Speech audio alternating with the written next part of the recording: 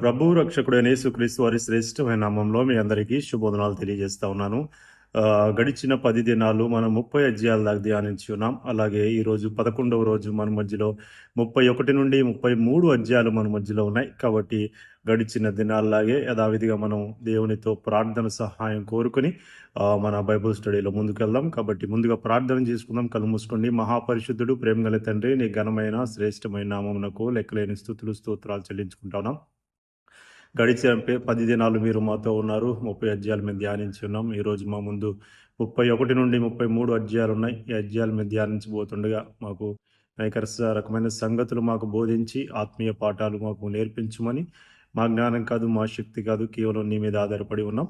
ఈ Bible study అంతట్లో మీరు తోడే నడిపించమని ప్రార్థన యేసు అతి పరిశుద్ధ నామములో అడిగి వేడుకుంటున్నాను పరమ తండ్రి. ఆమేన్.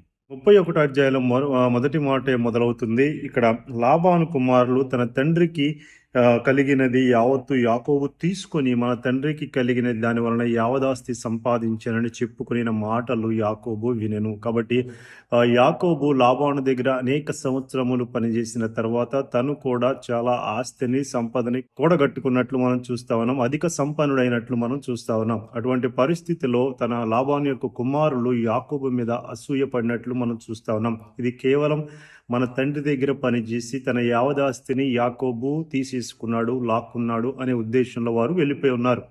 కాబట్టి అటువంటి పరిస్థితుల్లో కుమారులతో పాటు లాబాను కూడా అదే రకమైన వైఖరిని అక్కడ అవలంబించినట్లు మనం చూస్తా ఉన్నాం. అప్పుడు దేవుడైన యెహోవా యాకోబుతో మాట్లాడుతూ, నీ పితరుల దేశానికి అలాగే నీ బంధువుల దేశానికి మరలా తిరిగి వెళ్ళిపోము అని అక్కడ యాకోబుకి ఆజ్ఞాపించినట్లు మనం చూస్తా ఉన్నాం. ఇదే సంగతి తన ఇరువురి భార్యలైన రాహేలు అలాగే లేయా వారి ఇరువురికి దేవుడు నాతో ఉన్నాడు కాబట్టి ఈ విధంగా దేవుడు నాతో మాట్లాడాడని వారికి వివరించినప్పుడు వారు కూడా ఈ యాకోబు యొక్క నిర్ణయానికి వారు అంగీకరించినట్లు మనం చూస్తా ఉన్నాం. అటువంటి పరిస్థితిలో యాకోబు అలాగే వారి ఇరువురు భార్యలు కుమారులు కూడా అందరూ రహస్యంగా బయలుదేరి ఊరు విడిచి వెళ్ళిపోవటం మనకి జరుగుతూ ఉంది. రహస్య ప్రయాణం అక్కడ సిద్ధపరచుకున్నట్లు మనం చూస్తా ఉన్నాం. ఇదే క్రమంలో రాహేలు తన తండ్రి యొక్క గృహ దేవతలను దొంగిలించినట్లు మనం చూస్తా ఉన్నాం. వారు తిరిగి ప్రయాణం అవుతూ ఉన్నారు. కాబట్టి 3వ దినమున ఈ వార్త తెలుసుకున్న లాబాను యాకోబుని అలాగే వారి బంధు వర్గాన్ని వారిని వెంబడించినట్లు మనం చూస్తా ఉన్నాం. కాబట్టి ఈ సంఘటన తర్వాత యాకోబుకు తెలియదు రాహేలు తన తండ్రి యొక్క గృహ దేవతలను దొంగిలించి తీసుకొని వచ్చింది అని. కానీ అదే విషయాన్ని లాబాను తెలుసుకొని, ఇప్పటిదాకా నా దగ్గర అనేక సంపదను సంపాదించి ఉన్నావు, నేను నీకు పెట్టి ఉన్నాను, మరలా తిరిగి నా గృహ దేవతలని దొంగిలించడానికి ఎటువంటి ధైర్యం నీకు అనే సంభాషణ అక్కడ మనకి కనబడుతూ ఉంది. కాబట్టి యాకోబు చెప్తాడు, ఎన్నోసార్లు దేవుడు నాకు తోడు ఉన్నాడు, కాబట్టి ఎన్నోసార్లు నువ్వు నాకు 10 మార్లు నాకు జీతం మార్చితివి, అయినా కానీ దేవుడు నాకు హాని చూడలేదు అని అక్కడ జ్ఞాపకం చేస్తూ ఉన్నాడు. కాబట్టి అదేవిధంగా మార్గ మధ్యంలో లాబానుకి కూడా ఒక రాత్రి వేళ దేవుడైన యెహోవా కల ద్వారా అతనికి యాకోబుతో మంచి కానీ చెడు కానీ పలకవద్దు అని లాబాను కూడా ఆజ్ఞాపించినట్లు మనం చూస్తూ ఉన్నాం. కాబట్టి అటువంటి పరిస్థితిలో అక్కడ లాబాను యాకోబుని ఎదుర్కొన్నప్పుడు అయితే తన గృహ దేవతలు ఎవరైతే దొంగిలించున్నారో వారందరినీ ఆ వస్తువులు ఎక్కడ పెట్టారని వారందరినీ వెతకటం మొదలుపెట్టారు. అలాగే రాహేలు గుడారంలో వెదికారు, లేయా గుడారంలో వెదికారు, తన కుమారుల గుడారంలో వెదికారు. కానీ ఎక్కడ అవి కనపడిపోయేసరికి దాని తర్వాత వారిద్దరికీ ఒక వాగ్వాదం జరిగినట్లు మనం చూస్తూ ఉన్నాం. ఆ వాగ్వాదానికి అనంతరం వారు ఇరువురు కూడా ఒక ఒడంబడికి వచ్చినట్లు మనం చూస్తూ ఉన్నాం. కాబట్టి వారు ఒక రాయిని తీసుకొని దాన్ని స్తంభంగా చేసుకొని దాన్ని కుప్పలుగా పేరుస్తూ ఒక కుప్పను తయారు చేసి, ఇది నీకు నాకు మధ్యలో ఒక సాక్షిగా ఉంటుంది, కాబట్టి ఇది ఒక సరిహద్దు సాక్షిగా మనకి కనబడుతూ యెహోవానే దీనికి సాక్షి అని దానికి అక్కడ పేరు పెట్టినట్లు మనం చూస్తా ఉన్నాం. కాబట్టి వీరిద్దరూ ఒక సయోధ్యకి కుదిరి ఒక ఒప్పందం చేసుకుని, ఒక ప్రమాణం చేసుకుని, వీరి సరిహద్దు వారు దాటకూడదు, వీరి సరిహద్దు కూడా లాబాను సరిహద్దు కూడా దాటకూడదు అని మధ్యలో ఒక కుప్పను వేసినట్లు, ఒక స్తంభాన్ని నిలబెట్టినట్లు మనం చూస్తా ఉన్నాం. కాబట్టి ఆ కుప్పను వారు ఏర్పాటు చేసిన తర్వాత వారు అబ్రహాము దేవుడు అలాగే ఇస్సాకు దేవుడు యాకోబు దేవుడు అయిన నీ దేవుడు మన దేవుడు ఇక్కడ దీనికి సాక్షి, మన మధ్య న్యాయము తీర్చును గాక అని చెప్పి ఒక ఒడంబడిక కుదుర్చుకొని వారు ఎవరికి ఇండ్లకు వారు అక్కడ వెళ్ళిపోయినట్లు మనం చూస్తూ ఉన్నాం. కాబట్టి ఈ 31వ అధ్యాయంలో మనకి తెలుసు, దేవుడు ఏదైతే ఆజ్ఞాపించి ఉన్నాడో నీ పితరుల దేశకు వెళ్ళమని, అదే రీతిగా యాకోబు శిరసావహించి మరలా తిరిగి బయలుదేరుతున్నట్లు మనం చూస్తూ ఉన్నాం. ఇది ఒక ఆత్మీయ పాఠంగా మనం నేర్చుకోవచ్చు. అలాగే ఎప్పుడైతే రాహేలు మరలా తిరిగి అవి అనవసరమైన సరే తన పితరుడు లాబాను యొక్క గృహ దేవతలను మరలా దొంగిలించి వచ్చిందో, మరలా ఇది ఒక ఆత్మీయ పాఠంలో మనం నేర్చుకోవాలంటే, మీ పాత స్థితిని మరలా మనం తిరిగి వెళ్ళనవసరం లేదు. అప్పటిదాకా లాబాను విగ్రహారాధన చేసి ఉన్నాడు, గృహ దేవతలు అక్కడ ఉన్నవి అంటే. కాబట్టి అటువంటి మరలా తిరిగి యాకోబు నమ్ముకున్న దేవుణ్ణి రాహేలు మరలా గృహ దేవతలను విగ్రహాలు మరలా దొంగిలించి మరలా పాత స్థితికి మరలా వెళ్ళిపోయినట్లు మనం చూస్తూ ఉన్నాం. దేవుడిని నమ్ముకున్న తర్వాత, దేవుని మీద ఆధారపడిన తర్వాత మరలా తిరిగి మనం వెనక్కి చూడాల్సిన అవసరం లేదు. కాబట్టి మంచైనా చెడైనా కష్టమైన బాధ అయినా ఎటువంటి పరిస్థితులైనా మన దేవుడు విడుదల కలుగు చేయగలడు అని ఖచ్చితంగా నమ్మకం ఉంచిన ఎడల మనకి మరలా తిరిగి వెనక్కి వెళ్ళిపోయినప్పుడు, లోకంలో కలిసినప్పుడు ఖచ్చితంగా అది ఎటువంటి ప్రమాదాన్ని చేకూరుస్తుందో మనకు అక్కడ కనబడుతుంది. అక్కడ అనారోగ్య సంబంధాలు అక్కడ ఉండటం వల్ల మరలా తిరిగి వారికి శాంతి అక్కడ కలగదు. కాబట్టి వారు అటువంటి పరిస్థితిలో కూడా విడిపోవటం అనేది కూడా ఒక మంచి దూరంగా విడిపోవటం అనేది కూడా ఒక మంచి ఆలోచనగా అక్కడ మనం తెలియజెప్పుకోవచ్చు. కాబట్టి ఒక స్తంభాన్ని అక్కడ నిలబెట్టి దేవుడే మనకి సాక్షి అని వారు అక్కడ ఏర్పాటు చేసుకున్న తీర్మానాన్ని కూడా మన ఆత్మీయ కోణంలో అర్థం చేసుకోవాలంటే, ఖచ్చితంగా ఇరువురు ఏ తప్పు చేసినా మరలా తిరిగి దేవుడే సాక్షి అనుకుంటే, ఖచ్చితంగా దేవుడైతే ప్రతి పనికి మనల్ని పరిశీలిస్తున్నాడు, చూస్తున్నాడు. కాబట్టి ఆయన నిజమైన తీర్పు తీర్చగలిగిన దేవుడు అని మీకు జ్ఞాపకం చేస్తా ఉన్నా. కాబట్టి 32వ అధ్యాయంలోకి వెళ్ళడానికి కూడా ప్రయత్నించేద్దాం. 32వ అధ్యాయంలో మనం చూసుకుంటే మొదటి మాటగా కనబడుతుంది, యాకోబు తన త్రోవను వెలుచుండగా దేవదూతలు అతనిని ఎదుర్కొనిరి అని మనకు అక్కడ కనబడుతుంది. కాబట్టి ఆ దేవదూతల్ని యాకోబు చూసి ఇది దేవుని సేన ఇది అని కనబడుతుంది. అక్కడ దానికి ఒక పేరు పెట్టారు, మహనీయము అంటే 2 సేనలు. కాబట్టి యాకోబు 2 గుంపులుగా విడిపోయి వారి మార్గ మధ్యంలో వారు వెళ్తూ ఉన్నట్లు మనకి జ్ఞాపకం అవుతా ఉంది.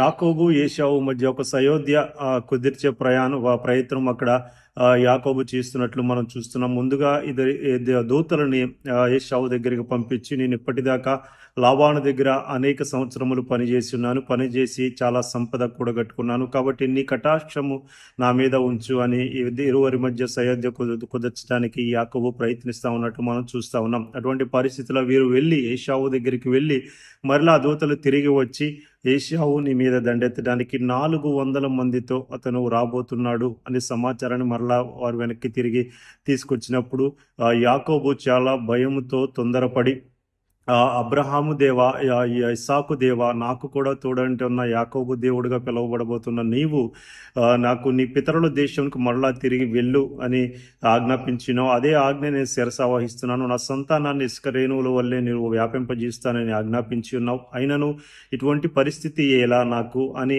ఒక ఆలోచనలోకి, సందిగ్ధంలోకి దేవుని యందు మొరపెట్టుకున్నట్లు మనం చూస్తూ ఉన్నాం. 13వ వచనంలో మనం చూస్తే, ఏశావు కొరకు ఒక కానుక అక్కడ యాకోబు ఇచ్చినట్లు మనం చూస్తాం. అనేక గొర్రెల మందలైతే కానివ్వండి, పొట్టేళ్ళు, అలాగే ఆవులు, అలాగే తనకు కలిగిన సంపద అంతలో చాలా భాగం ఏశావుకి కానుక ఇవ్వడానికి యాకోబు అక్కడ నిర్ణయించుకున్నట్లు మనం చూస్తా ఉన్నాం. వీరందరినీ 2 గుంపులుగా చేసిన యాకోబు వీరికంటే ముందుగా ఈ మందలన్నిటినీ, అలాగే వారి గుంపు వారు ఇరువురు పక్కన వారికంటే ముందు నడుచుకుంటూ వెళ్ళాలి.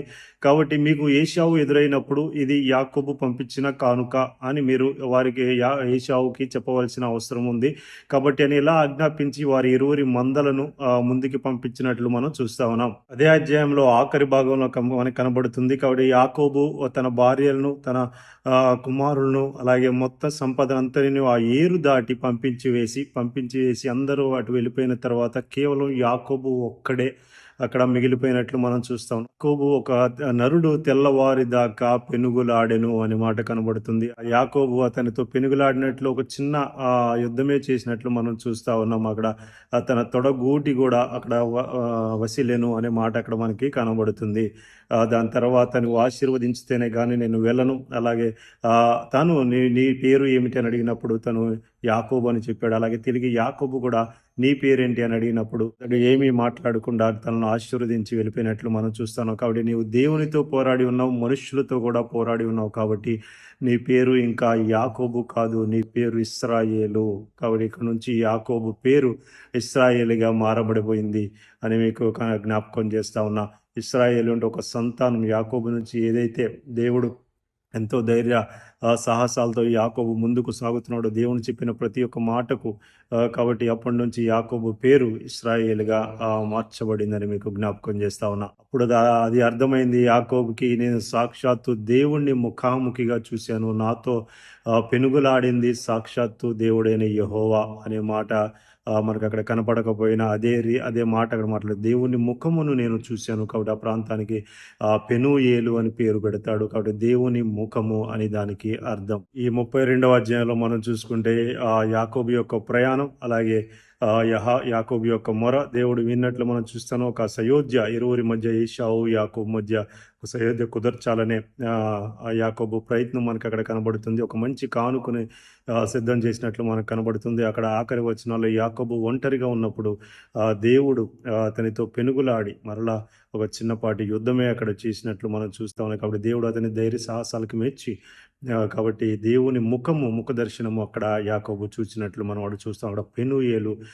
అనుభవాన్ని అక్కడ యాకోబు అనుభవించినట్లు మనం చూస్తా ఉన్నాం. కాబట్టి 33వ అధ్యాయంలో కూడా వెళ్ళటానికి ప్రయత్నిద్దాం.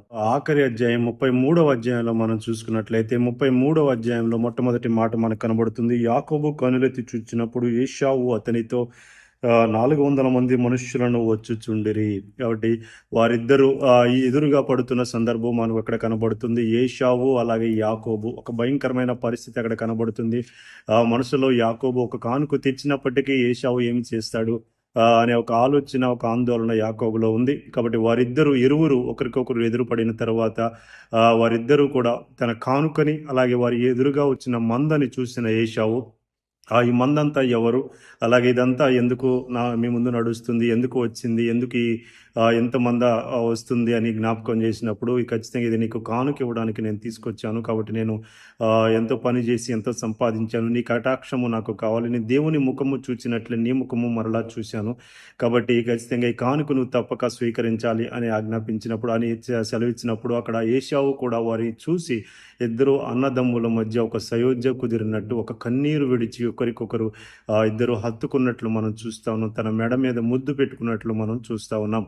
తరువాత కానుకను స్వీకరించినప్పుడు, నాకు చాలా ఉంది, నేను చాలా సంపాదించున్నాను, కాబట్టి నీవు కష్టపడి సంపాదించింది నీ దగ్గరే అట్టి పెట్టుకో అని అక్కడ ఏశావు చెప్పినప్పుడు, లేదు ఖచ్చితంగా నువ్వు కానుకని నువ్వు స్వీకరించాలి అని బలవంతం చేసినప్పుడు ఏశావు తన కానుకని స్వీకరించినట్లు మనం చూస్తా ఉన్నాం. తర్వాత ఇరువురు కలిసి ప్రయాణం చేసినట్లు మరలా తిరిగి వారి స్వదేశానికి వెళ్తున్నట్లు మనం చూస్తా ఉన్నాం. యాకోబు తిరిగి సుక్కోతుకు ప్రయాణమయ్యాడు. సుక్కోతు అంటే ఫుట్ నోట్లు అక్కడ మనకు కనబడుతుంది, పాకలు అని. కాబట్టి అక్కడ యాకోబు తనకు కలిగిన సంపద అన్నిటికీ కూడా అక్కడ పాకలు ఏర్పాటు చేసి అక్కడ తన సంపదను, అంటే ఆ గొర్రెలు మేకలని అలాగే ఆవుల్ని ఎడ్లని అక్కడ ఉంచినట్లు మనం చూస్తా ఉన్నాం. కాబట్టి ఆ స్థలానికి సుక్కోతు అనే పేరు అక్కడ పెట్టబడింది అని మాట అక్కడ మనకి కనబడుతుంది. దాని తర్వాత యాకోబు అక్కడ గుడారము ఏర్పాటు చేసుకొని అక్కడ దేవునికి ఒక బలిపీఠాన్ని ఏర్పాటు చేసి అక్కడ ఆరాధన చేయటం మనం చూస్తా ఉన్నాం.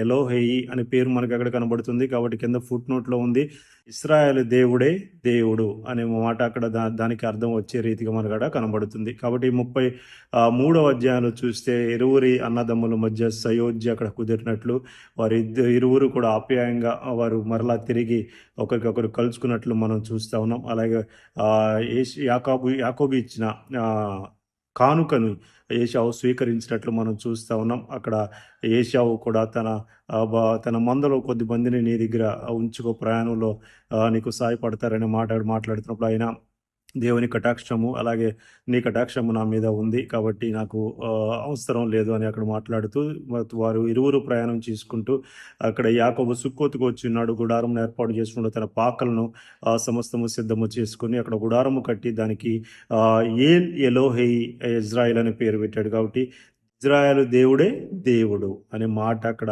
బలంగా రూఢిగా చెప్పినట్లు మనం చూస్తా ఉన్నాం. కాబట్టి రాబోయే 12వ దినంలో కూడా, రాబోయే దినాల్లో కూడా బైబిల్ స్టడీ అంతట్లో దేవుడు మనకి తోడే ఉంటాడని నమ్ముతూ ఇప్పుడు దాకా వింటున్న మీ అందరికీ ప్రత్యేకమైన వందనాలు, ధన్యవాదాలు. దేవుడు మిమ్మల్ని దీవించును గాక. ఆమేన్. ఆమేన్.